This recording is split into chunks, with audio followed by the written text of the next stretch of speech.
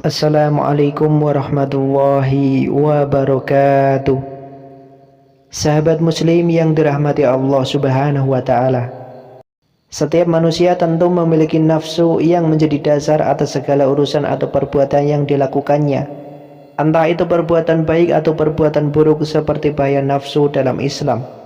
Nafsu seringkali diidentikan dengan cara yang buruk seperti emosi atau hasrat yang berhubungan dengan seksual. Sebenarnya nafsu itu sangatlah luas dan mencakup hal. Untuk memahaminya lebih lanjut, simak ulasan berikut mengenai jenis nafsu dalam Islam beserta penjelasannya.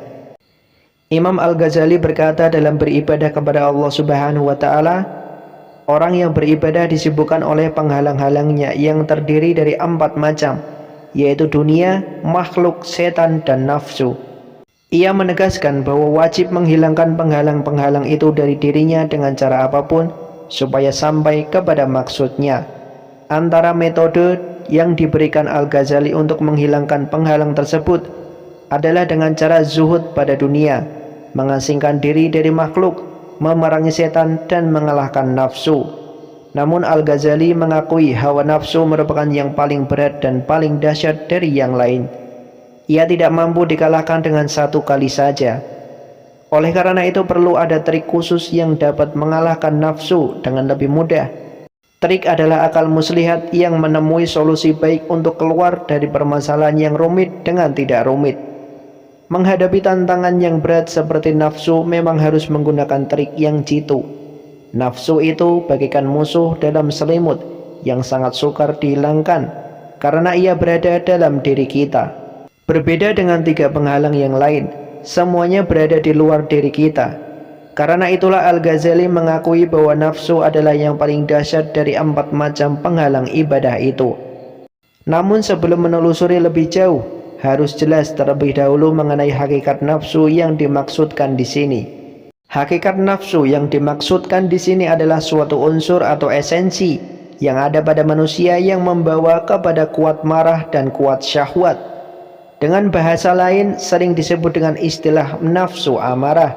Nafsu dengan pengertian tersebut adalah tidak akan kembali dan menjauh dari Allah subhanahu wa ta'ala, karena ia merupakan tentara setan. Kemudian karakteristik nafsu. Ketahuilah nafsu itu adalah 7 macam jika dilihat dari sisi karakteristiknya. Namun dari sisi eksistensinya nafsu itu tetap hanya satu saja. Pertama, nafsu amarah, yaitu nafsu yang selalu mendorong manusia kepada keburukan atau kemaksiatan. Yang kedua, nafsu lawwamah, yaitu nafsu yang sudah menjalankan perintah Allah dan menjauhi larangannya, namun masih banyak terpeleset dalam perbuatan maksiat, sehingga membuatnya selalu menyesali diri. Yang ketiga, nafsu mulhamah, yaitu nafsu yang sudah mengenali kotoran-kotoran yang halus seperti riya, ujub, sombong, dengki, cinta dunia, dan lain-lain daripada penyakit-penyakit batin. Tapi ia belum bisa melepaskan diri dari kotoran-kotoran halus itu. Yang keempat, nafsu mutmainah, yaitu nafsu yang sudah bersih dari kotoran-kotoran halus dan telah berganti sifat-sifat tercelanya menjadi sifat-sifat terpuji. Sudah berakhlak dengan akhlak Allah yang jamaliyah, berupa kasih sayang, lemah lembut, kemuliaan, dan lain-lain. Di sini awal mula seseorang sampai kepada Allah, tetapi ia masih belum bersih dari kotoran-kotoran yang halus sekali seperti syirik kafi dan cinta menjadi pemimpin. Yang kelima, nafsu radiyah, yaitu nafsu yang telah sampai maqam fana, tetapi ia masih melihat diri telah fana sehingga dapat membawanya kepada riya. Yang keenam, nafsu mardiyah, yaitu nafsu yang telah fana dari fana dan sudah tenggelam dalam lautan tauhid.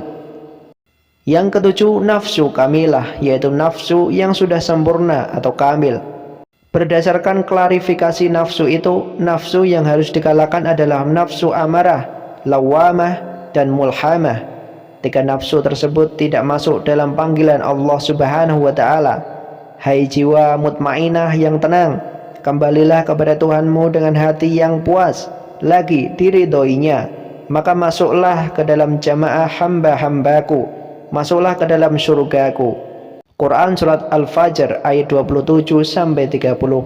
Hal itu mengisyaratkan bahwa tiga nafsu itu masih jauh dengan Allah sehingga belum mendapat panggilannya. Dalam ayat itu Allah hanya memanggil nafsu mutmainah, radiyah, mardiyah, dan nafsu kamilah. Karena itu tiga nafsu itu harus dikalahkan supaya mendapat panggilan Allah Subhanahu wa Ta'ala dan menjadi orang yang sukses dunia dan akhirat. Apabila dalam bulan puasa, bulan yang penuh kelebihan dan keistimewaan dari Allah Subhanahu wa Ta'ala, bulan ini merupakan bulan ibadah yang berlipat ganda pahalanya bagi orang yang mengerjakan ibadah. Sebagaimana dimaklumi bahwa dalam bulan puasa itu setan dibelenggu, namun nafsu masih tetap dalam diri manusia. Nafsu itulah yang membuat orang-orang yang berpuasa gagal atau tidak sempurna. Dengan demikian, kewajiban bagi orang yang berpuasa mengalahkan nafsu jahat tersebut agar ia bisa menjalani bulan puasa dengan baik. Kemudian mengalahkan nafsu bukan perkara mudah seperti diungkapkan oleh Imam Al-Ghazali. Perlu ada trik khusus untuk mengalahkan nafsu tersebut, di mana trik itu sudah teruji pada orang-orang sufi dalam jihad mereka menguasai nafsu. Antaranya trik yang telah digambarkan oleh Ibnu Athaillah dalam kitabnya Al-Hikam. Ibnu Athaillah adalah tergolong ulama yang produktif. Banyak karya yang telah dihasilkannya dalam bidang tasawuf, tafsir, akidah, hadis, nahwu, dan usul fikih. Adapun trik mengalahkan nafsu yang diberikan oleh Ibnu Athaillah dalam kitab Al-Hikam adalah dengan cara mengenali nafsu terlebih dahulu. Mengenali ajakan nafsu adalah dengan cara membedakan antara ajakan nafsu dengan ajakan Allah. Ibnu Athaillah berkata, apabila ada dua hal yang tidak jelas bagimu, lihatlah mana di antara keduanya yang paling berat bagi nafsu, lalu ikutilah ia, karena tidaklah terasa berat bagi nafsu kecuali sesuatu yang benar.